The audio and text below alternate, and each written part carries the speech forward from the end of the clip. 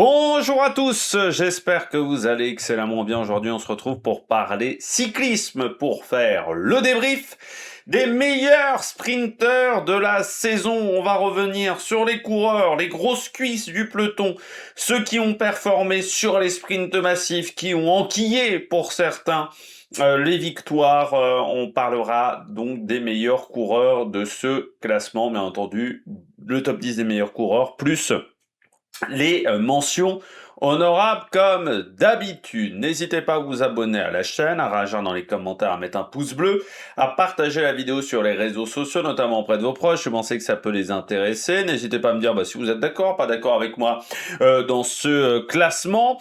Si vous avez les moyens et vous voulez soutenir mon travail, vous pouvez faire un super thanks. Ça se passe dans les commentaires. Vous pouvez également booster cette vidéo.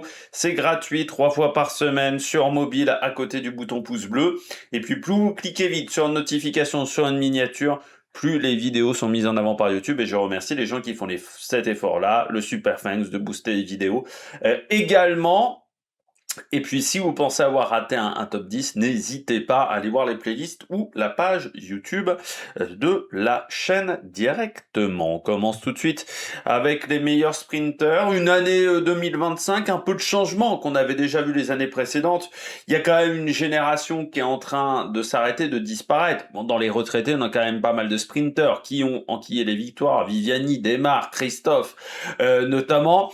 Et puis on a une génération qui commence à avoir du mal à scorer. Je pense à Kerman, Groenewegen, toute cette génération qui a plus de 30 ans au final et qui a émerveillé les années 2010, mais qui aujourd'hui a beaucoup plus de mal dans les années 2020 et qui commence à disparaître. Je pense aussi à Sam Bennett par exemple, qui est beaucoup moins présent en termes de résultats, et à l'inverse, une nouvelle génération, et comme dans les autres spécialités du cyclisme, ça arrive de plus en plus jeune. Alors on avait déjà connu l'époque Olaf Koy, Arnaud Delis, qui est arrivé à 20 ans, 21 ans, mais là ça arrive même encore un petit peu plus jeune avec Paul Magnier, avec également Mathieu Brennan notamment, et cette nouvelle génération de coureurs de moins de 23, 24 ans qui arrivent déjà à enquiller les victoires, alors qu'avant, on se souvient tous de même l'époque Cavendish, et ça prenait un petit peu plus de temps à construire une carrière de sprinter. C'était pas si facile que ça dans les premières années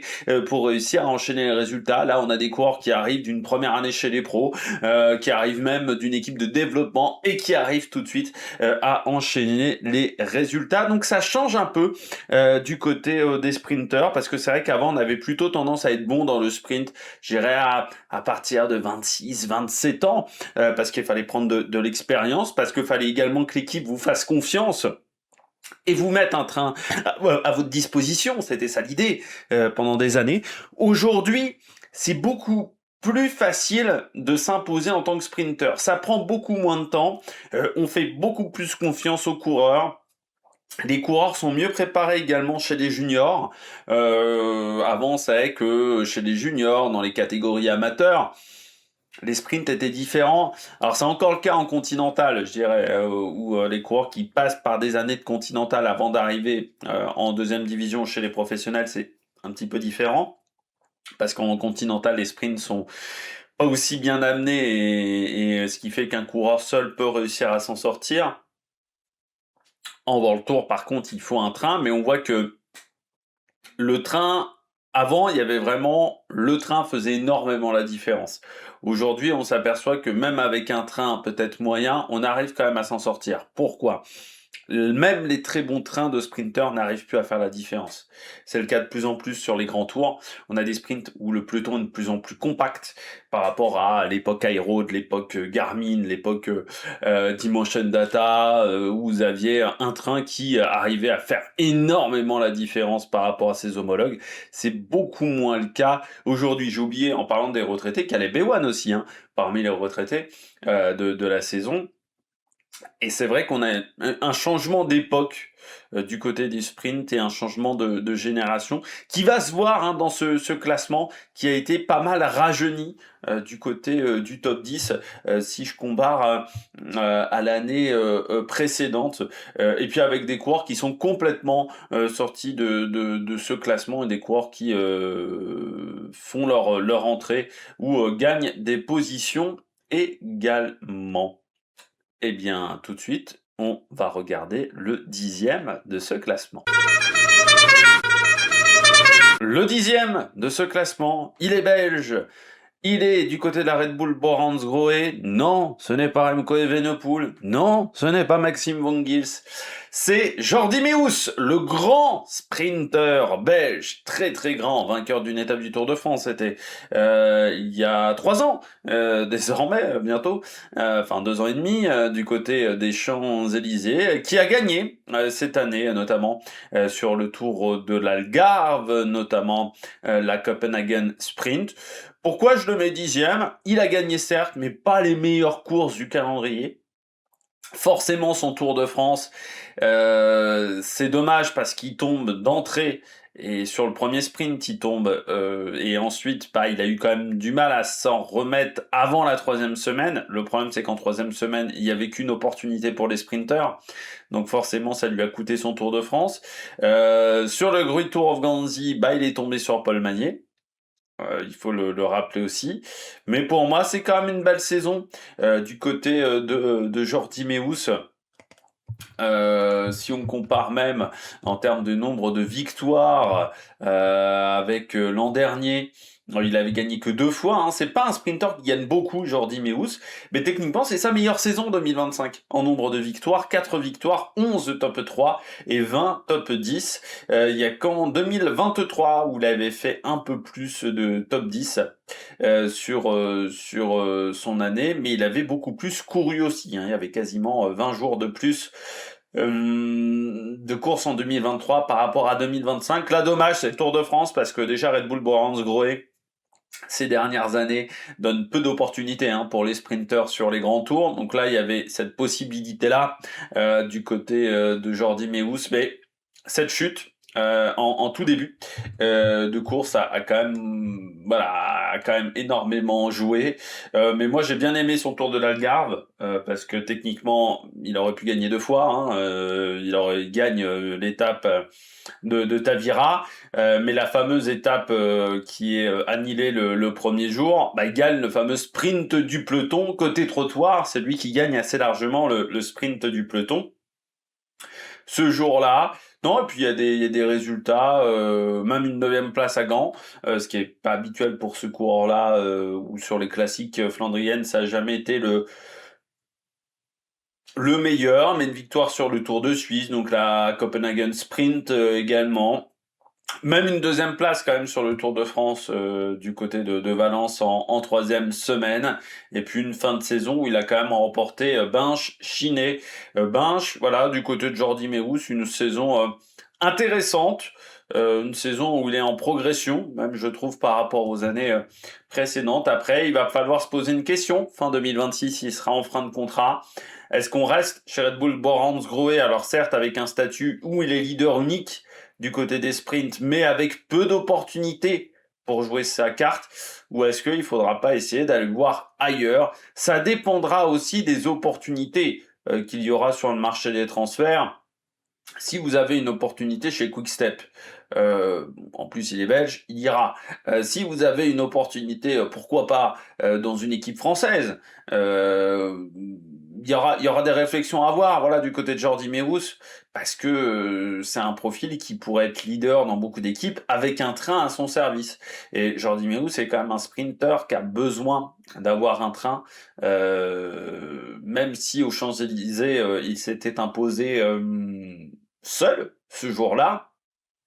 C'est aussi un sprinter qui est vraiment un sprinter de puissance, Jordi Meeus. Je pense même il y aurait une réflexion à avoir sur faire des sprints plus longs du côté de Jordi Meeus. Avec son gabarit, je pense que ça pourrait bien le faire. Alors maintenant, c'est presque un gabarit classique. C'est vrai qu'avant 1m90, Jordi Meeus détonnait un petit peu dans le monde du sprint. Maintenant, on a quand même des gabarits qui ont tendance à augmenter en taille. Je pense notamment quand on voit un Jonathan Milan qui fait également plus d'1m90, ce qui avant était un peu une exception du côté de Jordi Meeus. 27 ans du côté de Jordi Meeus, donc il est plus si jeune que ça au final Jordi Meeus, c'est une belle année 2025. pour lui qui est à la Bora depuis 2021, parce qu'il était arrivé assez tard à la Bora. Il avait passé pas mal d'années chez SEG Racing Academy, vous savez, cette ancienne équipe qui a été détenue par des agents de coureurs qui essayaient de former les meilleurs jeunes du monde. Lui, il avait mis un petit peu de temps à sortir de SEG Racing Academy avant d'aller à la Bora Hans Grohe. On passe tout de suite au 9e coureur de ce classement. Le 9e de ce classement, eh bien l'an dernier, il était 8. Il est chez Alpecin de Koninck. Il est australien. Il a remporté une victoire d'étape cette année sur le Tour de France, mais pas sur un sprint massif, ce qui est un petit peu une particularité. Vainqueur d'étape également sur le Giro, vainqueur sur les 3 grands tours. Désormais, Caden Groves. Le coureur australien. Oui, l'an dernier, il était 8. Pour moi, il est toujours dans ce classement, Caden Groves. Alors oui, Philipsen est meilleur que lui. Chez Alpecin, du côté de la place de meilleur sprinter. Mais ça reste un bon coureur. Ça reste un bon coureur, vainqueur d'étape cette année sur le Giro. C'est juste qu'aujourd'hui, Caden Groves, sur les sprints massifs, il y a meilleur que lui. Voilà, il y a meilleur. Aujourd'hui, il y a 5, 6 coureurs facilement qui sont meilleurs que lui, qui sont plus puissants, plus performants, plus réguliers dans les résultats du côté de Caden Groves. Par exemple, Philipsen, il s'est même mis au service de Philipsen au final sur le Tour de France au tout début. C'était lui qui était qui avait comme travail d'emmener les sprints de Jasper Philipsen, mais ça démontre bien que même en interne chez Alpecin, on a une hiérarchie. En 1, c'est Philipsen, en 2, c'est Caden Groves, mais c'est quand même un coureur qui a désormais 21 victoires chez les professionnels, et son année 2025 est peut-être pas la meilleure, mais il gagne quand même sur les 2 grands tours, sur les 3, et il gagne sur les 2 plus prestigieux, notamment son sprint massif à Naples. Sur le Tour d'Italie, il est assez régulier sur les sprints, mais il en manque toujours un petit peu. Sur le Tour de France, encore une fois, il avait... c'était compliqué parce que c'était le leader... c'était pas lui, c'était Philipsen. Donc ils ont interverti leur position au final du côté des sprints. Et tu sens que c'était compliqué, que c'était pas prévu au départ, que parfois ça avait un peu du mal à s'organiser. Et puis surtout, il y avait une hiérarchie sur le Tour de France où on avait une hiérarchie qui était très clairement définie, Merlier, Milan, et puis derrière, c'était un peu les autres éléments. Du côté de Caden Groves. Mais donc, il fait 3 à Laval, et puis vainqueur de cette étape de Pontarlier où il prend l'échappée et où il profite de la chute notamment de Romain Grégoire à une vingtaine de kilomètres de l'arrivée. Même sur l'étape des Champs-Élysées, il fait quand même 11e sur une étape qui était difficile, parce que c'est aussi la particularité de Caden Groves, il passe très très bien les bosses. Ça, il faut aussi le souligner. Et puis, c'est un coureur qui est maintenant très bon sur les classiques, notamment Milan-San Remo, où il a pris la 5e place. C'est aussi un coureur qui aime bien les courses d'un jour, et surtout qui passe bien les bosses.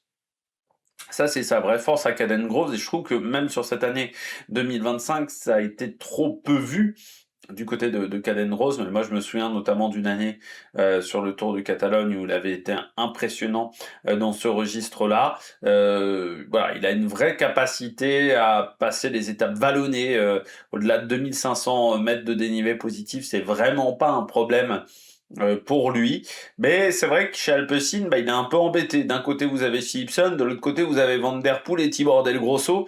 Donc ça laisse peu de place pour s'exprimer, mais quand même, il arrive à aller chercher des courses, des résultats. Donc belle saison intéressante. Pas saison exceptionnelle, mais saison intéressante de la part de Caden Groves sur cette année 2025.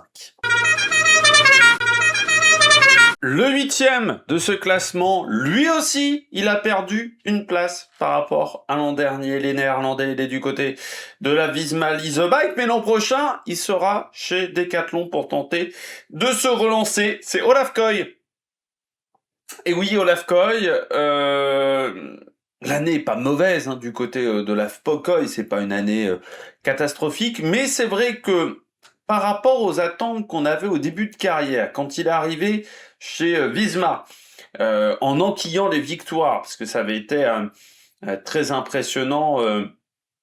Sa première année en World Tour chez Visma, il y avait eu lui et Arnaud Delis qui avaient enquillé les résultats, les victoires, qui vraiment avaient été tonitruants. Je crois que même il avait été révélation de l'année devant Arnaud Delis. Je crois me rappeler que je l'avais mis révélation de cette année-là devant Arnaud Delis, ce qui m'avait vraiment impressionné dans sa manière de faire les sprints, même si pour moi c'est quand même un sprinter de train.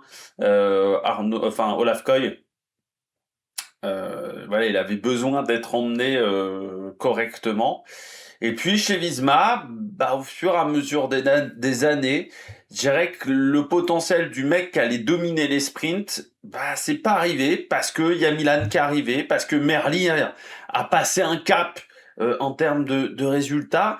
Et je dirais même que maintenant il a un peu régressé dans la hiérarchie mondiale parce qu'on a des petits jeunes qui arrivent et qui lui passent devant Olaf Koy. Alors il y a 3 victoires sur le Tour d'Italie. Cette année, ça a quand même été, je trouve, compliqué sur cette épreuve, malgré 2 victoires. Je l'ai pas trouvé si exceptionnel que ça. Et puis avec une adversité sur le Tour d'Italie qui a été quand même moins forte que sur le Tour de France. Et si on enlève le Tour d'Italie, bah, il y a quand même des courses où il est passé à côté. Et surtout, des fois, on lui a dit, fais le travail pour Mathieu Brennan. Brennan. Et ça fait quand même un peu mal au moral du côté d'un coureur comme Olaf Koy, et ce qui a peut-être joué aussi sur le fait d'aller voir ailleurs et de quitter Visma Leasebike, de sentir peut-être que le vent tournait du côté de la Visma Leasebike, et surtout qu'on se concentrait énormément autour de Jonas Vingegaard, peut-être plus qu'autour de Olaf Koy. Ben oui, il y a des bons résultats, mais peut-être un manque un peu de régularité sur les victoires, et puis le fait d'être obligé de bosser de temps en temps. Bon, Matthew Brennan.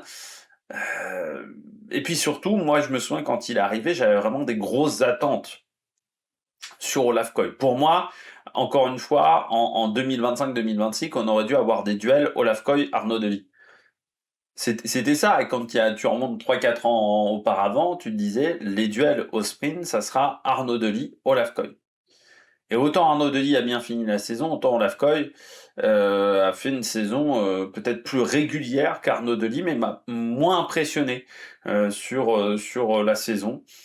Alors ça s'est bien passé avec Van Aert. Il faut quand même dire que Van Aert faisait un énorme travail pour le placer correctement sur le Tour d'Italie et notamment sur le sprint à Rome. Il faut quand même saluer l'énorme travail des équipiers de la Visma Leasebike, mais oui, il est devancé par Pedersen quand même sur le Tour d'Italie.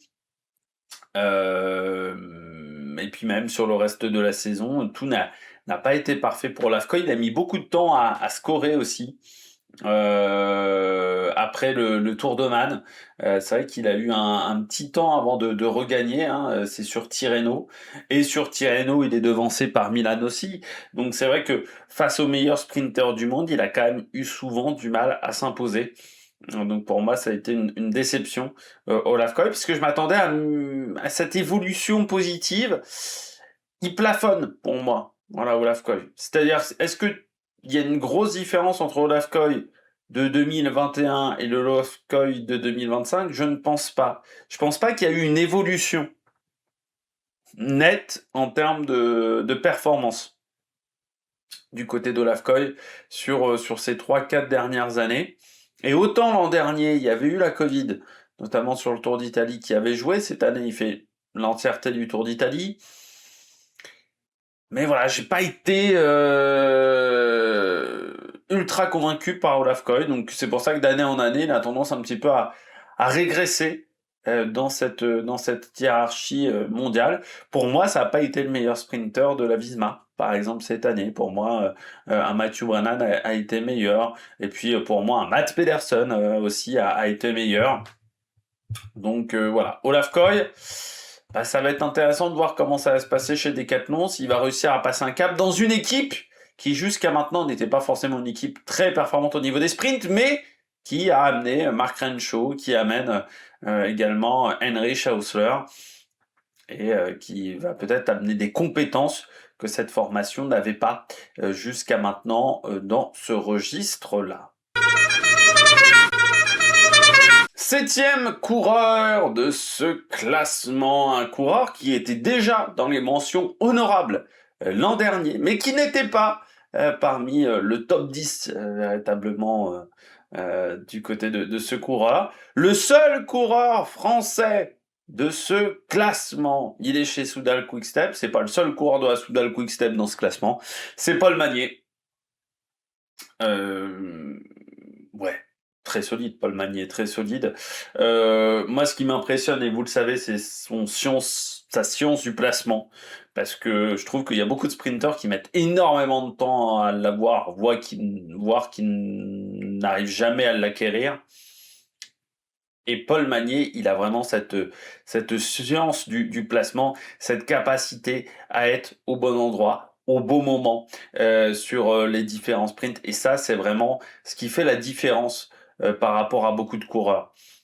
Aujourd'hui, Paul Magnier, ça fait partie des belles promesses pour l'avenir. Mais c'est déjà un très bon coureur actuellement. Et puis, sa fin de saison, il enquille quand même les résultats. Certains vont dire c'est pas sur les plus grosses courses du calendrier. Ok, mais enquiller 5 victoires sur le Tour de Gandhi, plus 4 victoires sur la Croix Race, plus 4 victoires sur le Tour de Slovaquie, sur la fin de saison, il enchaîne quand même 13 victoires sur ces 3 courses-là. L'an dernier, je rappelle qu'il gagne déjà sur le Tour de Grande-Bretagne, emmené par Julien Alaphilippe, notamment, où il avait été impressionnant déjà sur le Tour de Grande-Bretagne, en étant très jeune, vainqueur également du Grand Prix de Fourmies. Ouais, il a été extrêmement solide. Le seul raté, entre guillemets, c'est le Tour d'Italie. C'est le Tour d'Italie où il a eu du mal à trouver les ouvertures. Je pense même en interne chez Soudal Quick-Step, on avait été un peu déçus de son Tour d'Italie en se disant « Ah, il est peut-être passé un petit peu à côté », mais il avait très bien débuté l'année. Notamment sur l'étoile de Bessèges, sur le Grand Prix Samin, le Het Nieuwsblad. Et je pense qu'il a eu du mal un petit peu à encaisser ce gros début de saison. Et il y a eu un petit contre-coup en avril-mai où les résultats ont été un peu moins bons. Après ce Tour d'Italie, il a enchaîné les victoires, que ça soit en Belgique, que ça soit en Croatie. Voilà, il a enchaîné les très très bons résultats et on lui fait de plus en plus confiance. Et c'est quand même pas évident non plus d'être dans l'ombre d'un Tim Merlier. Mais il a quand même réussi à trouver des opportunités de victoire, un petit peu comme un Caden Groves. C'est les deux seules formations de toute manière qui ont 2 coureurs dans ce classement. Sinon, on n'est que sur des coureurs qui sont les seuls représentants de leur équipe dans ce top 10, mais parce que ça montre aussi que Quick-Step a une culture du sprint, et puis Quick-Step lui fait pleinement confiance. Que ça soit sur les classiques flandriennes ou sur le sprint, on lui fait pleinement confiance aujourd'hui, et je serais pas surpris même que quand Tim Merlier parte à la retraite, ou si les résultats de Tim Merlier commencent à décroître, ça sera le leader numéro 1 de cette formation au niveau des sprints. Et on s'aperçoit en plus que cette équipe va aller de plus en plus vers les flandriennes et les sprints en délaissant la haute montagne, et ça c'est forcément de bon augure pour Paul Magnier pour l'an prochain. Mais oui, Paul Magnier, pour moi, ça a été du très solide. Un placement. Alors, il est fort, hein, puissant, ok, il est fort. Mais sa science du placement est quand même assez dingue. C'est-à-dire, il n'a pas besoin de beaucoup de coureurs, lui, pour être épaulé. Il sait très très bien se positionner dans un peloton. Il arrive à frotter, mais c'est fort parce qu'il arrive à frotter sans se mettre réellement en danger et sans consommer beaucoup d'énergie. C'est ça qui est costaud. On a des coureurs qui frottent, mais qui soit mettent en danger les autres, soit consomment quand même beaucoup d'énergie dans l'exercice et ont du mal derrière à sprinter. Lui, quand il frotte dans un peloton, quand il se place pour le sprint final, il y a eu des sprints, notamment Grand Prix de Fourni, il est très très loin, et il arrive à se repositionner en 200-300 mètres sans aucun souci. C'est ça qui est dingue du côté de Paul Magny. Et après, oui, il y a un coureur qui est très puissant, hein, Kubis ne nous dira pas le contraire sur le Tour de Slovaquie, où Kubis a jamais réussi à trouver la faille par rapport à Paul Magny, mais oui, ça fait aujourd'hui partie des top coureurs du peloton, quoi. C'est vraiment, bon, voilà, encore une fois, je l'ai mis numéro 1 du côté des coureurs français, mais c'est pas anodin. C'est que pour moi, il a vraiment fait une très grande année. Et puis, certains disaient dans les commentaires, oui, il a pas forcément battu des grands coureurs. Moi, je trouve que si, quand tu bats Philipsen, quand tu bats Jordi Meeus, c'est pas n'importe qui quand même dans le monde de sprint. Quand du côté de chez Quick-Step, on te fait confiance sur certaines courses et on décide de te mettre à la place de Tim Merlier, c'est pas anodin non plus.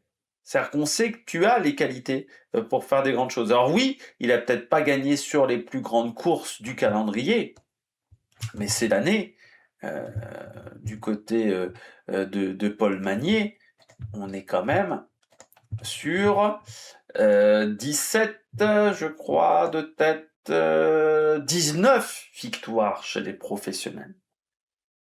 19 victoires et 32 top 10.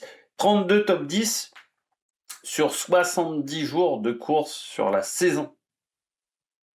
En plus, c'était sa première vraie saison complète parce que l'an dernier, il avait quand même encore pas mal couru sur des épreuves juniors. Notamment, il avait fait le Baby Giro. Voilà, sur la première partie de saison, il avait fait encore pas mal d'épreuves juniors. Cette année, voilà, il a été monstrueux en termes de points, en termes de résultats. Il a tenu toute la saison aussi, et c'est ça qui est costaud. Et surtout 32 top 10 sur 70 jours de course. Donc il y a quasiment la moitié des jours de course auxquels il a participé où il était dans le top 10. Eh oui. Donc c'est... Et il a quand même 27 top 3 sur 32 top 10. C'est-à-dire que le nombre de podiums sur la saison, il y a un tiers des jours de course de l'année où il était sur le podium. Ça montre aussi une énorme régularité dans les performances. Donc à part le Giro, qui a été pour moi une petite déception, pour le reste, il a fait une saison exceptionnelle. Alors il n'est pas plus haut dans le classement parce que devant on a du lourd. J'ai quand même hésité à pas le mettre 6ème. Vous verrez, le 6ème est sur un profil assez similaire à lui, mais j'ai hésité. Il y a eu des petites choses qui m'ont fait pencher en la faveur de ce coureur pour la 6ème place par rapport à Paul Magny. Mais la saison a été très très bonne du côté du coureur français. Et ce qui fait qu'on passe tout de suite au 6ème de ce classement. Le 6ème de ce classement, il nous a impressionné comme Olaf Koy à ses débuts, comme Arnaud Delis à ses débuts. Très jeune coureur, mais déjà extrêmement talentueux, et désormais le leader des sprinteurs chez Visma Leasebike à la place d'Olaf Koy pour l'an prochain. C'est Matthew Brennan. Brennan, le coureur britannique. Bon, Matthew Brennan à la française, hein. Impressionnant de maturité à 19 ans. Moi, je l'ai découvert très clairement cette année sur le Down Under. Premier jour sur le Down Under où je regarde le classement et je vois, c'est qui lui en fait? Je vois ça, je regarde son sprint, je me dis, mais c'est qui ce mec? Parce que je connaissais pas Matthew Brennan. Et puis ensuite, je le perds un petit peu de vue.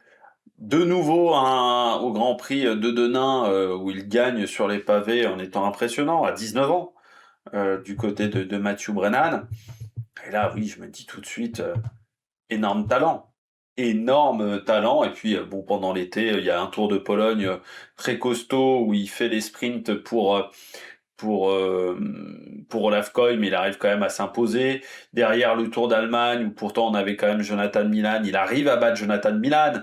Là aussi, c'est pas anodin quand même d'arriver à battre l'un des meilleurs du monde dans cette discipline. Tour de Grande-Bretagne, là également, on s'est partagé les résultats avec Olaf Koy.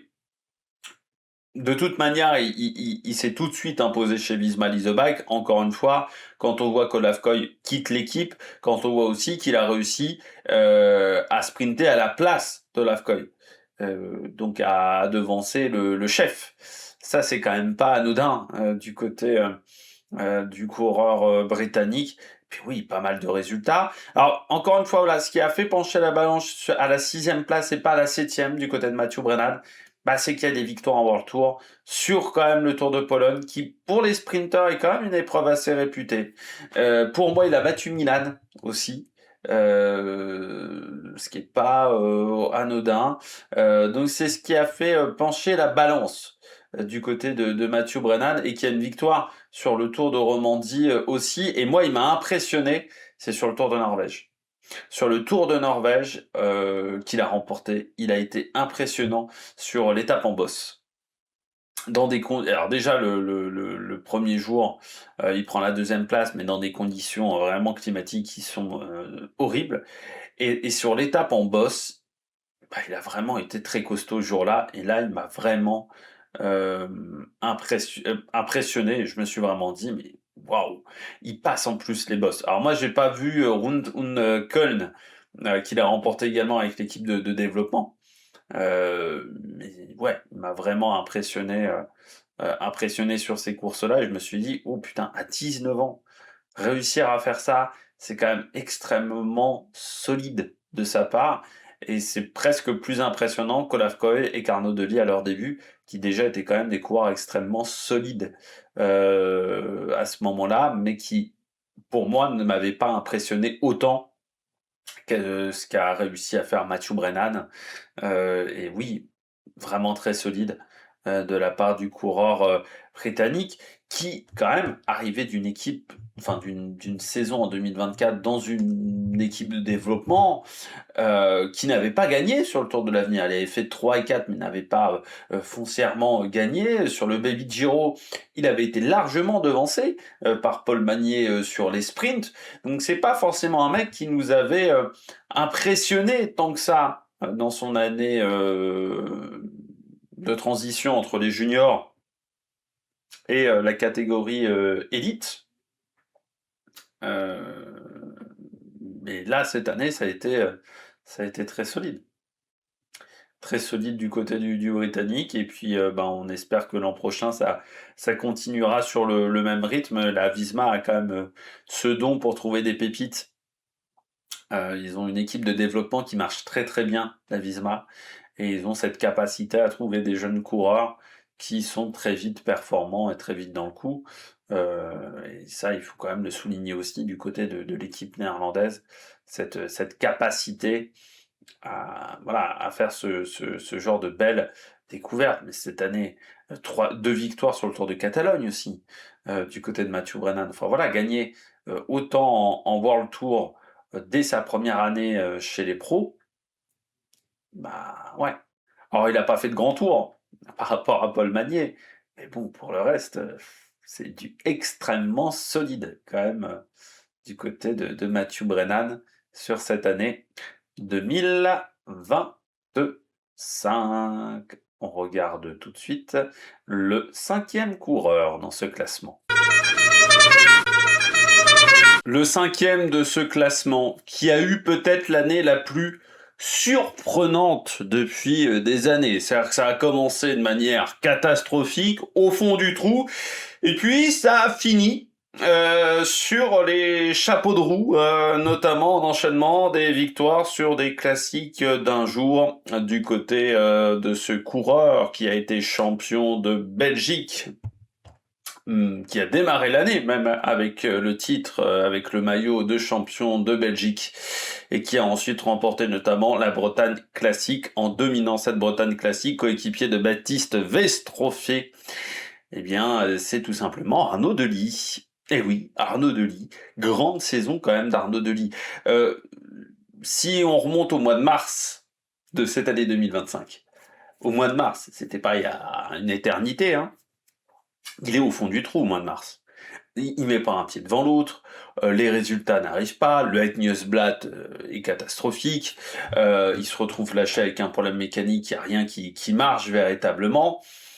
Bon, voilà, c'est à part sa victoire sur l'étoile de Bessèges, mais encore une fois, une étoile de Bessèges qui est très particulière dans sa manière de se dérouler.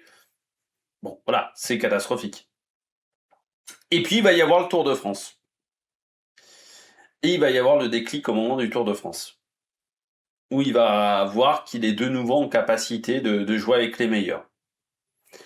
Et à partir de là, ça change sa saison. Ça change complètement sa saison. C'est-à-dire que jusqu'au mois de juin, il n'y a vraiment pas grand-chose à se mettre sous la dent du côté d'Arnaud Delis. Et je me souviens même que j'étais pas très convaincu de voir une victoire d'Arnaud Delis, un bon résultat d'Arnaud Delis sur le Tour de France. Je pense quand j'ai présenté les sprinters sur le Tour de France, je pense que j'étais pas réellement convaincu par la présence d'Arnaud Delis. Et puis il a réussi à retrouver un très très bon niveau de performance, et la dernière partie de saison, que ça soit sur les classiques ou sur les sprints, bon bah voilà quoi, ça a été au-dessus. Parce qu'encore une fois, là, je parle des meilleurs sprinters. Alors, c'est toujours un petit peu compliqué, je trouve, les meilleurs sprinters, parce que je peux pas totalement prendre en compte les résultats sur des classiques où on part à 50 bornes de l'arrivée, où on fait un grand numéro.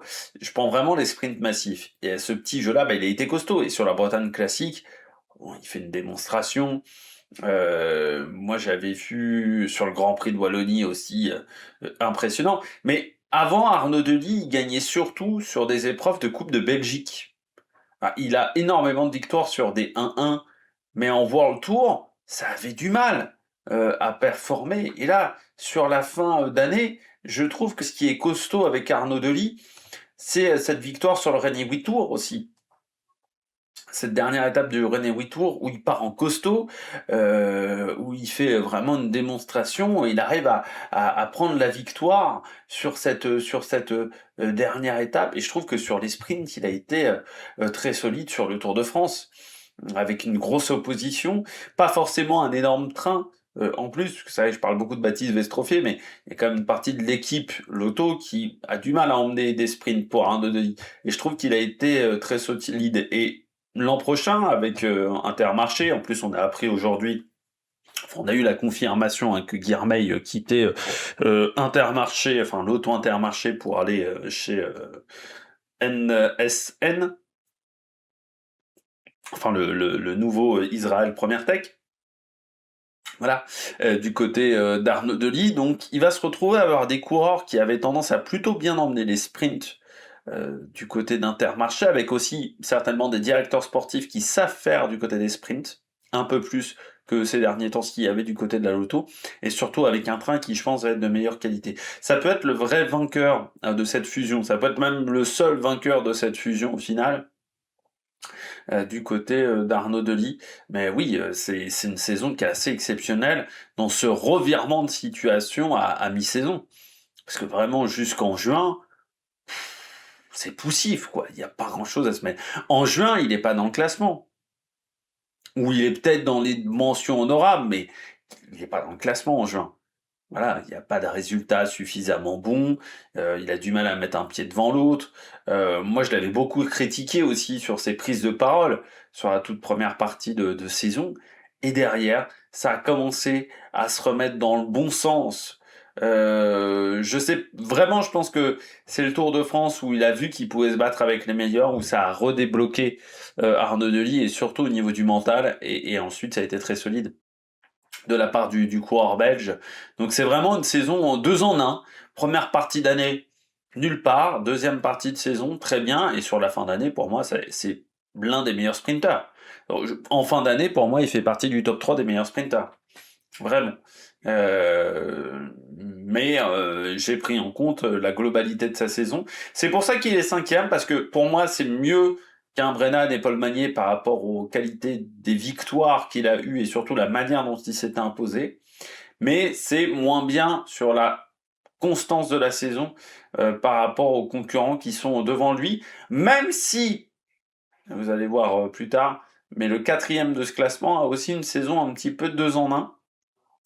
Tout n'a pas été parfait sur la saison du coureur de devant. Mais c'est vrai que du côté d'Arnaud Delis, ce qui fait plaisir, c'est que c'est un coureur qui a retrouvé... Enfin, vraiment, sur la première partie d'année, moi, il m'énervait. J'avais envie de... Pour moi, c'était une tête à claque sur la première partie d'année. Vraiment, j'avais beaucoup de mal avec lui, parce que sur ses prises de parole et sur ses résultats, j'avais dit, au lieu de critiquer les autres coureurs, notamment sur, je crois, le Tour de l'Algarve, où j'avais beaucoup critiqué, j'avais dit il faudrait mieux obtenir des résultats. Et au fur et à mesure de la saison, il a réussi à se remettre dedans. Peut-être aussi que du côté de la Loto, on lui a mis un petit coup de pied au cul à un moment en lui disant va peut-être falloir vraiment que tu te bouges parce que jusqu'à maintenant tu nous as pas émerveillé, on va dire par tes résultats et peut-être que on commence à en avoir sacrément marre. Mais ensuite derrière, oui, il a été très très solide après derrière. Donc bravo Arnaud Delis pour cette dernière partie de la saison qui a été extrêmement solide en termes de résultats. On passe au numéro 4. Le 4e de ce classement. J'ai dit une bêtise en plus tout à l'heure en disant que qu'il y avait que 2 équipes où il y avait 2 coureurs de la même formation qui étaient présents dans ce classement. Non, en fait, il y en a 3.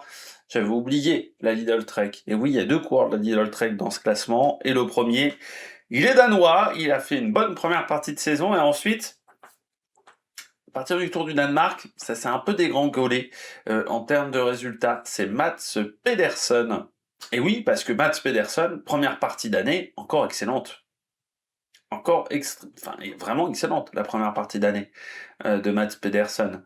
Du côté du coureur danois, notamment son Giro, qui pour moi est une réussite. Très costaud, voilà, il a été très solide et notamment les étapes en Albanie, où vraiment, l'étape de Tirana, ça reste un des moments marquants de l'année, dans la manière où la Lidl Trek a vraiment très très bien réussi à bloquer complètement la course, et puis l'étape de Vlorë où il fait également un super sprint. Voilà, il gagne quand même 4 étapes sur le Tour d'Italie, dont 3 sprints. Et puis, il y a aussi d'autres résultats. Gand, nouvellement vainqueur de Gand, deuxième du Grand Prix E3 aussi sur les classiques flandriennes, mais également vainqueur d'étape sur le Paris-Nice, sur le Tour de la Provence. Et pourtant, c'est vrai que je me rappelle sur ce Tour de la Provence, il m'avait pas forcément émerveillé. Alors, faut se rappeler aussi qu'il avait été malade sur l'étoile de Bessèges. C'est pour ça qu'il avait abandonné aussi l'étoile de Bessèges, parce qu'il avait démarré malade. Et ensuite, Tour de la Provence. J'avais pas été impressionné par son Tour de la Provence. J'avais trouvé que ça avait été compliqué sur les sprints du côté de cette course, mais à partir de Paris-Nice, ça va un petit peu mieux. Puis après, c'est vrai que mois de mars, avril et mai, très costaud. Grosse coupure après le Tour d'Italie, mais à part, il fait la Copenhagen Sprint, mais bon, il faisait la Copenhagen Sprint parce que c'était la première fois qu'il y avait une course World Tour au Danemark, mais tu sentais qu'il y allait sans forcément beaucoup d'espérance. C'était un peu, voilà, presque une obligation pour lui. Et puis à partir du Tour de Danemark, alors autant il a gagné le Tour de Danemark, il a fait des belles courses sur le Tour de Danemark, mais le seul sprint massif véritablement de ce Tour de Danemark, il le gagne pas. Et il y a des problèmes avec Krag Andersen, le train a du mal à se mettre en place. La Vuelta, ça a été compliqué sur cette Vuelta. Il y a certes une victoire d'étape, mais pas sur un sprint massif. Sur les sprints massifs, il n'a jamais trouvé l'ouverture. Il n'a jamais trouvé la solution. Voilà, il y a eu même des étapes où c'était vraiment pas dingue. Je pense à Saragosse, où il fait seulement 9e sur ce sprint-là. Vuelta compliqué. Et puis après, derrière, il avait il avait des objectifs importants avec les championnats d'Europe, notamment d'essayer de jouer le contre-la-montre des championnats d'Europe, mais là il était plus du tout dans le coup en octobre. Donc très bonne première partie de saison. Et puis après le Giro, ça s'est délité. Et pour moi, même le Tour du Danemark, c'est plus en étant offensif qu'il a réussi à être performant sur ce Tour du Danemark. Mais c'est pas forcément sur les sprints où il a été bon, parce qu'encore une fois, le sprint massif de ce Tour du Danemark, il n'est pas aux avant-postes sur cette course-là. Donc il y a une petite déception pour moi, c'est sur sa deuxième partie de saison. C'est pour ça qu'il n'est pas sur le podium, parce que cette fin de saison me laisse un petit peu perplexe, voilà, en termes de résultats, parce que sur la Vuelta, il n'y avait pas une grosse densité au départ. Il n'arrive jamais à battre Philipsen, très clairement, il faut le dire, mais il n'a jamais été même en possibilité d'être proche de Jasper Philipsen. Et puis, bon, voilà, les championnats d'Europe sont pas vraiment réussis pour lui sur cette fin de saison. Donc voilà, une petite déception, c'est la fin d'année. Sinon après, Mats Pedersen sur la première partie de saison, ça a été costaud. Puis à 29 ans, ça fait maintenant partie des coureurs importants. Il a même un contrat à vie avec Lidl Trek. Ça fait partie de ces quelques coureurs qui ont désormais un contrat à vie dans le monde professionnel. Mais voilà, une première partie d'année très bonne. Deuxième partie de saison où je suis un peu plus réservé, je dirais ça comme ça, et c'est ça qui est dommageable. Voilà, mais un très bon mois de mars. Mars, avril, mai, très bon. Au-delà de ces 3 mois, voilà, un peu plus mitigé sur Mats Pedersen. Et on arrive tout de suite sur le podium de ce classement du top 10 des meilleurs sprinteurs de la saison. On poursuit du côté des sprinteurs le podium avec le 3e homme de ce classement, il est Chalpecin de Konin, qu'il est belge, il est tombé sur le Tour de France mais il s'est bien relevé sur le Tour d'Espagne et pourtant il avait déjà gagné une étape sur le Tour de France quand même, il faut le rappeler, c'est Jasper Philipsen. Alors autant il y a des classements où c'est parfois compliqué de faire le podium, ou autant là sur les sprints, le podium s'est fait pour moi très naturellement. C'est-à-dire, je l'avais en tête depuis quelques temps déjà.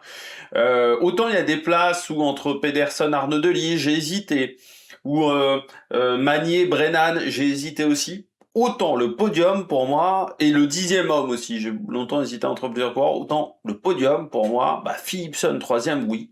Parce que devant, il y en a 2 qui ont été au-dessus, mais qu'il a été meilleur, pour moi, qu'un Pedersen, pour moi, également qu'un Arnaud Delis sur la totalité de la saison. Moi, j'ai bien aimé sa victoire sur la première étape sur le Tour de France, où il a été très solide ce jour-là et super bien emmené. Tout se déroule parfaitement. Il faut aussi le dire du côté de la Alpecin. Et puis, son Tour d'Espagne. Son Tour d'Espagne qui pour moi était vraiment réussi.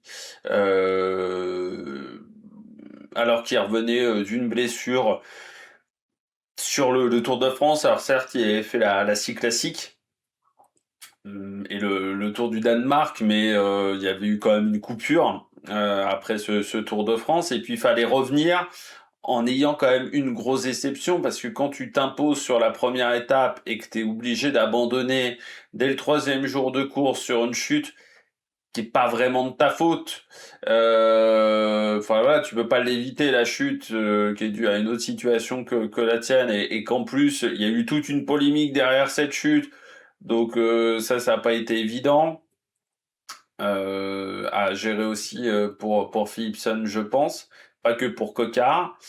La reprise était pas simple, et puis il y avait une déception, parce que sur le Tour de France, pour moi, il était vraiment dans une grande forme, et pour moi, il est en capacité d'aller chercher Merlier et Milan. Et puis après, derrière, très gros Tour d'Espagne, où il a mis une branlée un petit peu à tout le monde quand même sur ce Tour d'Espagne, pourtant où il y avait peu d'opportunités pour les sprinters. Voilà, c'était quand même une course qui était très dure, à part l'étape de Voiron. Et au final, l'étape de Voiron, il n'est pas bien emmené ce jour-là. Mais oui, il a été très bon, Jasper Philipsen. Et alors, c'est marrant parce que je trouve qu'il est meilleur que l'an dernier. L'an dernier, il est combienième dans le classement, Philipsen? Il est cinquième seulement. Alors qu'au niveau des points Pro Cycling Stack, il est largement derrière sur la saison 2025. Hein, il a quasiment marqué la moitié de points que sur l'année 2024. Et pour moi, pourtant, la saison est plus intéressante pour Philipsen. Parce que bah, son Tour de France, son Tour d'Espagne sont réussis. Et globalement, sur la saison, pour moi, il y a eu assez peu de ratés du côté de Philipsen. Et surtout, je pense que je trouve cette saison-là plus réussie parce que désormais, au niveau du sprint, on a quand même une grosse densité. Et que c'est dur de réussir à tirer son épingle du jeu quand on a du Merlier, quand on a du Milan, quand on a également du Brennan, quand on a du Magnier, quand on a du Arnaud Delis, du Pedersen.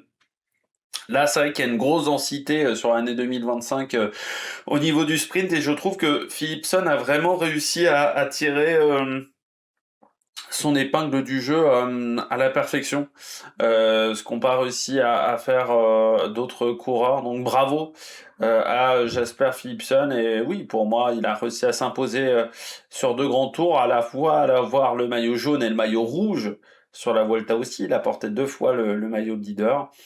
Donc ça, c'est quand même pas anodin dans une carrière de réussir à porter comme ça 2 maillots de leader et se relever d'une chute aussi qui a été très costaud. Il gagne aussi la Musterland Giro, l'une des dernières grandes courses pour sprinter de la saison. Donc non, non, très très bien du côté de Jasper Philipsen. Je pense qu'il peut être vraiment satisfait de sa saison. La médaille d'argent de ce classement.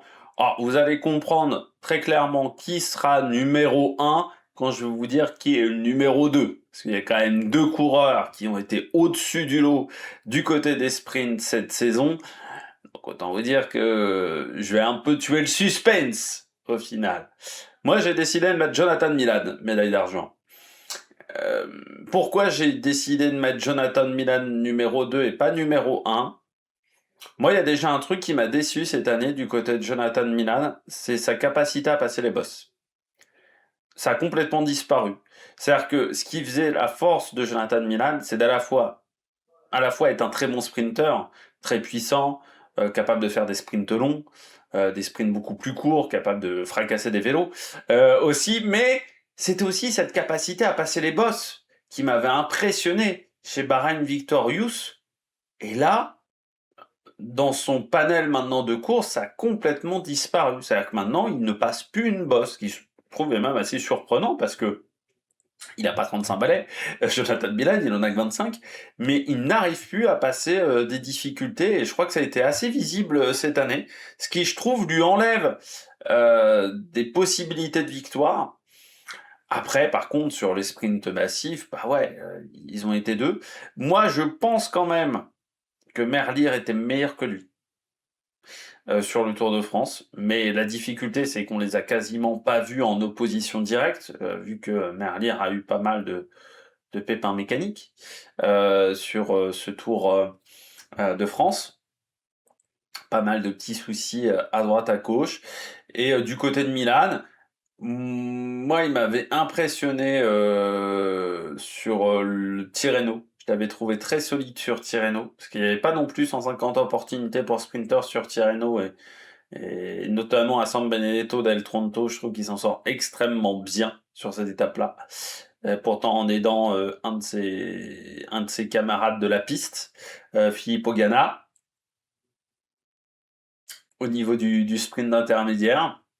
Mais ouais, déçu par ce manque de capacité en boss. Pour moi, Milan, j'en faisais un des vainqueurs potentiels d'un Milan-San Remo. Aujourd'hui, plus, parce qu'il passe pas suffisamment les bosses. Voilà. Enfin, surtout, il a perdu cette qualité de franchissement de difficultés, ce qui m'a vraiment surpris. Donc voilà, petite déception de ce côté-là. Par contre, après, au niveau des sprints, la doublette avec Consoni marche extrêmement bien. C'est vrai qu'ils s'entendent parfaitement. Ils sont arrivés ensemble chez Lidl Trek, mais Consoni Milan, ça marche à la perfection. Et puis, il est devenu le leader chez Lidl Trek. C'est-à-dire que Pedersen a été relégué, on va dire, en deuxième sprinter. Et réussir à reléguer un coureur comme Pedersen, j'irais dans un rôle un petit peu plus restreint au niveau sprint, c'est quand même pas anodin. Ça montre que tu es vraiment au-dessus. Et ça montre que tu fais partie des meilleurs du monde. Puis pour moi aujourd'hui, Jonathan Milan, voilà, sur les sprints, il est très dur à battre parce qu'il a cette capacité à aller loin dans la souffrance, dans la douleur, et surtout il a cette capacité à faire des sprints vraiment extrêmement solides.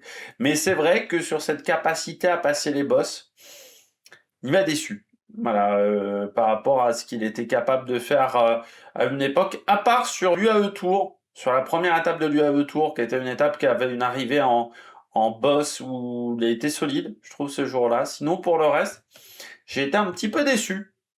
Voilà, dans ce registre, mais ça reste un super coureur.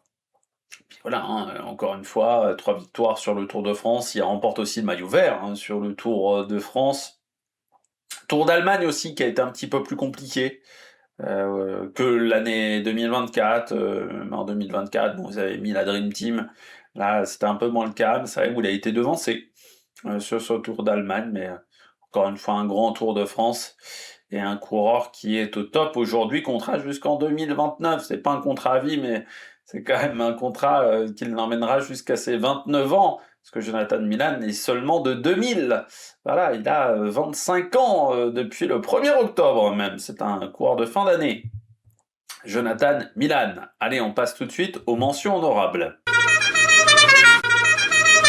Comme d'habitude, avant de parler du numéro 1, même si vous savez déjà qui c'est, on va parler des mentions honorables. Alors déjà, on peut dire qu'il y a quand même pas mal de coureurs qui ont disparu du classement des meilleurs sprinters. Je pense notamment à Binyam Girmay, qui n'est pas dans ce classement. Je pense également à Wout van Aert, qui n'est pas dans ce classement des meilleurs sprinters. Alexander Kristoff, Arvind de Klein également a disparu de ce classement. Phil Bauhaus aussi n'est pas présent dans ce classement ou dans les meilleurs éléments de mention honorable. Même un Pascal Ackermann a également quitté ce classement. Par contre, on a vu l'entrée d'un Arnaud Delis, qui était l'an dernier mention honorable, qui est désormais dans le top 10, un Magnier, qui était aussi mention honorable et qui est désormais dans le top 10. Allez, on commence tout de suite du côté de ces mentions honorables avec un coureur qui est tout le temps présent, alors soit dans les mentions honorables, soit dans les coureurs entre 8 et 10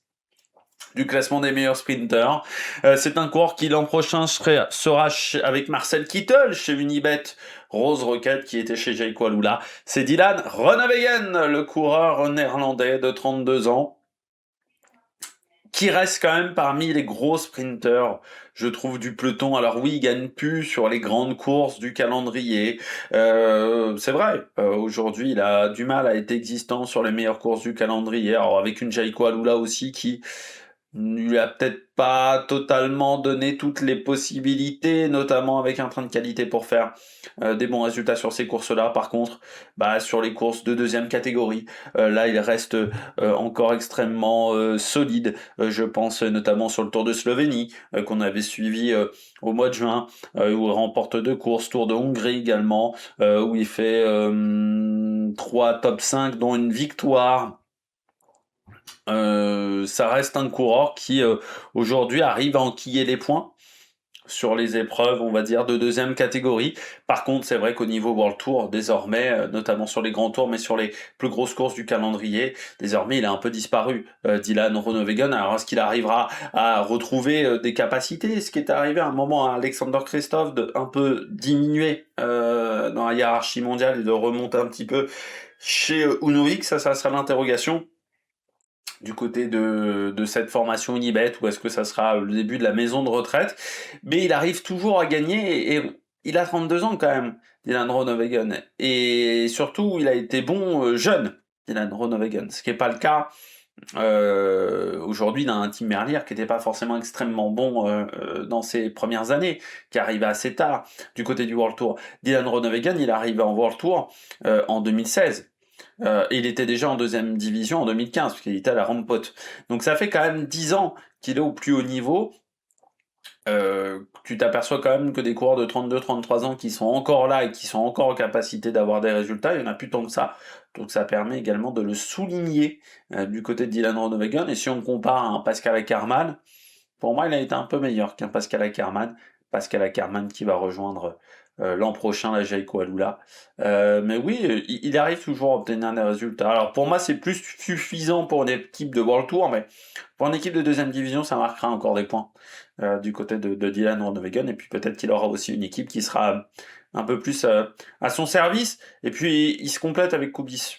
Moi je dirais que Kubis passe mieux les bosses que Groenewegen, mais Groenewegen sur le sprint massif est peut-être un petit peu meilleur que Lucas Kubis. Mais ça sera intéressant à suivre, hein. De toute manière, cette formation Unibet Rose Rocket l'an prochain, Tobias Lund Andresen. Dommage que la DSM Picnic lui ait pas donné un peu plus les clés du camion. C'est aussi ce qui a fait qu'il part chez Decathlon. C'est que c'est un coureur qui est très prometteur, qui passe très bien les bosses. Tobias Lund Andresen, mais également un bon sprinter sur le plat. Sauf que chez Picnic, on lui a jamais donné véritablement les clés du camion. Soit il y avait Jacobsen, il devait faire le travail pour Jacobsen. Soit on lui mettait pas forcément un train de qualité autour de lui. Et ce qui à un moment commençait un petit peu à l'énerver. Alors on l'avait connu l'an dernier sur le Tour de Turquie où il avait enchaîné les résultats.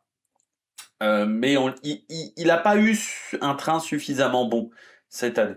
Et c'est dommage parce que c'est un coureur qui est talentueux, mais il lui faudrait un train de meilleure qualité. C'est ce qu'il aura peut-être du côté de la Décathlon AG2R. Mais voilà, il y a eu pas mal de top 10 sur cette saison, ce qui lui a permis même de remporter le classement de meilleur sprinter des 4 jours de Dunkerque sans gagner une étape. C'est assez surprenant. Sur le Tour de Norvège, il finit 4e du général, sans gagner une étape également. Et puis sur le Tour de France, 3e de l'étape de Valence, 6e de l'étape de Laval. Mais encore une fois, pas suffisamment bien emmené sur cette épreuve. Ça manque d'une victoire, voilà, mais il y a quand même une belle deuxième place sur la Coppa Bernocchi du côté d'Andresen. Et puis troisième d'une étape sur le Tour de Hollande en toute fin de saison. Il a réussi à obtenir des résultats du premier jour de course, puisqu'il avait commencé quand même au Donander. Il a fait 10 mois de saison. Il a réussi à obtenir des résultats de... Ah si, il y a une victoire pardon, cette année, c'est la Surf Coast Classic. On parlait d'épreuves un petit peu vallonnées. 15e également de la Cadel Evans. Aussi du côté d'Andresen, mais voilà, j'aurais aimé qu'on lui donne un petit peu plus de liberté et surtout qu'on l'entoure un peu mieux du côté d'Andresen. Et je me dis que chez Decathlon, ça peut être vraiment une belle opportunité pour lui, surtout que là aussi avec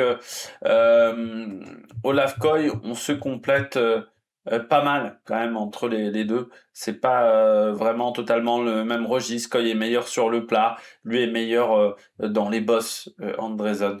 Voilà. Donc ça peut être intéressant du côté de cette formation.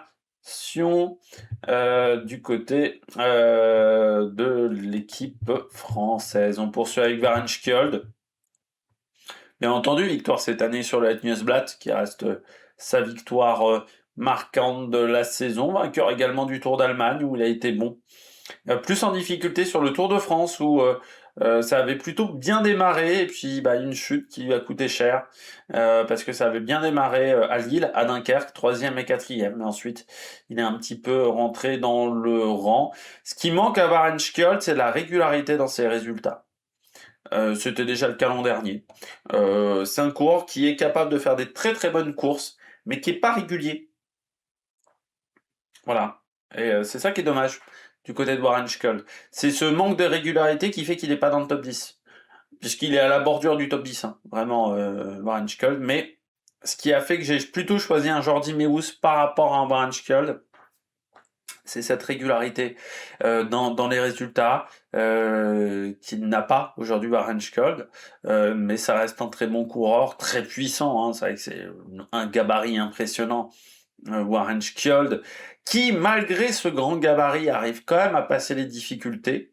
Alors pas des étapes à 4000 mètres de dénivelé positif, mais des petites bosses. C'est ce qui fait qu'il est performant sur les Flandriennes, parce qu'il arrive à passer correctement ses difficultés. Il lui manque juste un peu de régularité, voilà, pour être un petit peu plus haut dans ce classement du côté de Soren Barenschkoll. Ben Turner, du côté de la Ineos, c'est la bonne surprise de cette saison. Il y a deux bonnes surprises. Il y a une révélation et une bonne surprise dans ces mentions honorables. Pour moi, c'est la bonne surprise, Ben Turner. Je ne l'attendais pas à ce niveau-là chez Ineos. Et je ne m'attendais pas non plus à ce que Ineos le mette en leader sur certaines courses, notamment sur une Vuelta que Ineos tente de faire un train pour un Ben Turner. C'est pas arrivé souvent quand même dans l'histoire d'Ineos de miser sur un sprinter. C'est ce qu'ils ont fait quand même sur la Volta. Et ils ont fait un train avec notamment Kwiatkowski, et ça lui a permis de gagner une étape. Également des résultats sur la Crorez. Bon, il est tombé sur Paul Magnier, mais il a quand même quelques places d'honneur derrière le coureur français sur cette épreuve. Une Vuelta où il a pris donc 3 top 5, dont une victoire à Voiron, et un des top 5 c'était le contre-la-montre par équipe à Figueres, également du côté de Ben Turner. C'est dommage, sur ce Tour d'Espagne, il n'a pas tenu la cadence.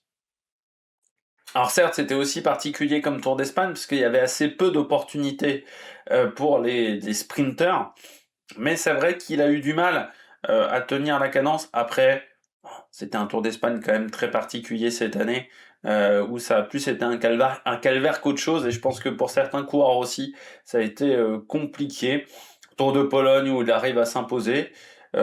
Également sur le Tour d'Italie, il prend une 3e place à Vladana sur la vallée du Pô, où là il était un peu moins bien entouré, mais je trouve que pour un coureur qui est dans une équipe comme Ineos, qui privilégie quand même depuis toujours le classement général, à part à l'époque où il y avait Viviani, peut-être du côté d'Ineos, qui a toujours donc favorisé la montagne aux sprinters, bah, je trouve qu'il s'en est plutôt très bien sorti. Il a montré qu'il passait extrêmement bien les bosses, mais également sur les sprints sur le plat.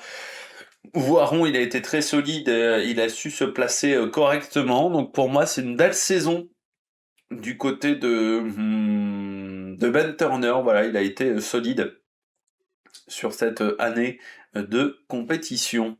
Coureur belge de la Cofidis également dans ses mentions honorables, c'est Milan Fretin. Très bon début de saison. Après, ça a été plus compliqué sur certaines courses, mais en même temps pas aidé par sa formation. Dommage son Giro qui s'arrête un peu prématurément, parce que j'aurais bien aimé le voir ce que ça aurait pu donner. Et puis dommage également ce début de... Lui, il n'a pas été très bon en Albanie sur le tout début de Giro. Après, pour le reste, sur le mois de mars, c'est excellent. Sur les classiques belges, le Tour de l'Algarve, où il bat quand même Jordi Meeus, il fait une très belle étape à Faro, la Classica d'Almeria. Pour moi, sur la première partie d'année, c'est excellent. C'est le seul qui a réussi à surnager quand même chez Cofidis. Ça a été un marasme pendant toute l'année chez Cofidis. Le seul qui a eu des résultats, pour moi, presque, c'est lui. Parce que tout le monde se plaint de Cédric Vasseur. Mais bon, quand toute l'équipe passe à côté, je pense que les coureurs ont aussi une responsabilité au bout d'un moment. Et Milan Fretin est le seul qui a surnagé. Malheureusement, même pour la Cofidis, parce qu'il aurait fallu qu'il y ait d'autres coureurs qui surnagent. Et quand il a été un peu plus en difficulté, ben, on n'a pas réussi à améliorer les choses du côté de cette formation. Mais heureusement qu'il y a eu Milan Fretin pour la Cofidis, parce que sinon là, il marque quand même plus de 1000 points, hein, Milan Fretin. Sinon la saison aurait été encore plus catastrophique, donc bah, j'espère que ça va continuer pour lui, et aussi pour l'équipe nordiste, pour pas redescendre encore plus bas dans la hiérarchie mondiale. Mais bravo Milan Fretin pour cette saison. Un peu plus de constance et peut-être des résultats sur les grands tours, et là on serait sur la saison vraiment excellente du côté du coureur belge. Et puis je termine avec Lukas Kubis, le coureur slovaque, la révélation de l'année, Lukas Kubis du côté des sprinters, parce que on le connaissait pas avant le début de l'année. Quand on voit un mec arriver d'une équipe tchèque, enfin je sais même plus si c'est tchèque, Elkov, Casper, si c'est bien tchèque, un mec de Continental, La Continentale, c'est quand même pas le plus simple pour les sprinteurs. Et puis il y a quand même une différence de niveau. On a vu quand même pas mal de coureurs enquiller les victoires en Continentale chez les sprinteurs et faire pas grand-chose dès qu'ils rencontraient des adversaires de qualité.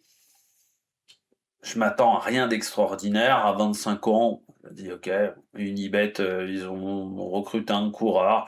Après, je me disais quand même, Unibet, ils arrivent toujours à trouver des jeunes coureurs à droite, à gauche. Ils sont bons pour prospecter dans cette équipe-là. Bastien et ses équipes sont très bons pour prospecter et trouver des coureurs. Et là, l'année, elle est excellente. Il remporte une manche de Coupe de France Cholet à Glotour. Il remporte également, il fait deuxième du Tour de Hollande aussi en toute fin de saison parce qu'il a été bon pendant une grande partie de l'année. Hein. Il est là dès présent déjà sur le Tour de la Provence, pardon. Et puis il a enchaîné les résultats. Son Tour de Slovaquie compliqué face à Paul Magnier. Le Tour du Danemark, il est tombé sur Mats Pedersen, mais il a été en capacité de répondre à Mats Pedersen quand même sur ce Tour du Danemark. Pour moi, c'est une grande saison. Oui, du côté de Kubi, c'est assez surprenant de s'adapter aussi vite, on va dire, à des courses de niveau moindre, à des courses de niveau largement supérieur, parce que l'an dernier, il marque 400 points UCI. Il gagne des courses 1-2 l'an dernier. À part le championnat de Slovaquie, il remporte les 2 titres de champion de Slovaquie, déjà ça rapporte 150 points. Sinon, c'est des courses 1-2 qu'il remporte l'an dernier. De toute façon, il n'a quasiment pas participé à des courses 1-1, déjà, ni à des World Tour. Et là, la différence de monde, elle est quand même impressionnante, quoi. Donc, non, il a été extrêmement solide. Et voilà, c'est un coureur qui a vraiment passé un énorme cap cette année. Un énorme changement du côté de Lukas Kubis. Donc, très bonne saison de la part du Slovaque. On passe désormais au numéro 1 de ce classement. Bon, on va pas faire un faux suspense, vous l'avez compris, le numéro 1. Cette année, c'est Tim Merlier, le coureur de la Soudal Quick-Step, 33 ans, Tim Merlier. Et on a l'impression qu'il se bonifie d'année en année. C'est un coureur qui est arrivé très tard en deuxième division. On en avait parlé, c'est vrai que j'avais dit, c'est un coureur qui était resté très longtemps en continental, sans forcément avoir les grands résultats. Il était passé notamment dans l'équipe de développement de la Sunweb. Mais il n'avait pas réussi, donc de la DSM aujourd'hui, de la Picnic, mais il n'avait pas réussi à vraiment exprimer son talent. Puis là, cette année, c'est encore du grand Tim Merlier avec 2 étapes sur le Tour de France. Et on peut regretter quand même ces multiples petits pépins mécaniques, problèmes à droite à gauche qui ont fait qu'il n'a pas pu s'exprimer sur plus de sprints. Parce que, en gros, les 2 seuls sprints auxquels il a pu participer les a gagnés. C'est ça qui est dommage. Et notamment une belle victoire du côté de Châteauroux. C'est même ce qui a été une frustration. Mais pour moi, il était meilleur que Milan sur ce Tour de France. Et puis sur le Tour de Belgique, l'étape de Knokke Heist encore gagnée avec une démonstration, mais l'étape d'Abu Dhabi aussi sur le Tour, sur l'UAE Tour, de victoire sur le Alula Tour, il a été dominateur. Voilà, dominateur sur les sprints, même en début de Paris-Nice. Il a été d'une solidité sur la saison. Et puis, il commence fort, il finit fort, parce qu'il arrive encore à obtenir des résultats, à obtenir une victoire sur le Tour de Hollande en toute fin de saison. Il a réussi à enquiller les victoires, vraiment. Pour moi, c'est celui qui a été le plus constant dans ses résultats. Et puis toujours cette démonstration, à l'étape de Knokke Heist, sur des sprints comme ça, en léger faux plat montant, quand il y a du vent de face, c'est vraiment un coureur qui est au-dessus du lot dans ce registre-là, et il a été rarement décevant. Je me suis pas dit sur l'année, tiens, là il aurait pu faire mieux. Alors que Milan, parfois, j'ai eu ce truc de me dire, il aurait pu faire mieux. C'est ce qui fait aussi la différence entre 1 et 2. Merlier, je me suis dit pendant toute l'année, putain, incroyable. L'étape d'Abu Dhabi, le sprint à Abu Dhabi encore, il m'impressionne. Knocke Ice sur le Tour de Belgique, c'est aussi solide. Quand tu regardes son sprint, voilà. Hyper intéressant, je trouve, la saison de Merlier, et dans sa constance, dans cette capacité à toujours obtenir des résultats, dans sa capacité aussi à suivre ou ne pas suivre toujours son train, à avoir pleine confiance en ce poisson pilote aussi, à Van der Berge, parce qu'il a pleine confiance en ce poisson pilote. Sur toute l'année, je pense que c'est difficile de faire mieux. À part au niveau Tour de France, où, mais encore une fois, il a souvent été, enfin voilà, c'est des petits problèmes mécaniques, c'est des petits trucs à droite à gauche. Mais voilà, à part ce Tour de France qui parfois était frustrant parce que on sentait qu'il avait les jambes mais que ça se goupillait pas comme il le souhaitait tout le temps. Mais même la victoire à Dunkerque, hein, sur le faux plat montant, il est impressionnant aussi ce jour-là. Non, pour moi, il a été au-dessus du lot sur la saison. Et voilà, c'était vraiment bien, très très bien ce qu'a fait Tim Merlier. Voilà, j'ai pas grand-chose d'autre à dire parce que quand c'est très bien, il n'y a pas besoin d'en faire des caisses, d'en faire des tonnes. C'est juste que voilà, c'est un coureur qui a été solide, c'est un coureur qui a été au-dessus du lot au niveau du sprint. Et pour moi, le podium s'est fait naturellement. C'est-à-dire 3 Philipsen, 2 Milan, 1 Merlier. J'ai pas hésité longtemps à mettre Merlier meilleur sprinter de l'année. Autant il y a des catégories où je pense aux déceptions de l'année, je pense aux révélations, ça n'a pas été si facile que ça. Autant là, pour les sprinters, pour moi, Tim Merlier était au-dessus. Était largement au-dessus cette année. Voilà, quand il a été présent, il a été dominateur. Et pour moi, sur le Tour de France, il aurait battu largement Milan. Je pense pas que Milan aurait fait 3 victoires s'il n'y avait pas eu autant de petits problèmes. À Châteauroux, il est largement au-dessus. À Châteauroux, qui est le seul duel au final entre les deux, il est largement au-dessus. Parce que à Dunkerque, c'était quand même un peu avantage pour moi Merlier par rapport à Milan. Mais à Châteauroux, il est vraiment au-dessus, donc non, voilà.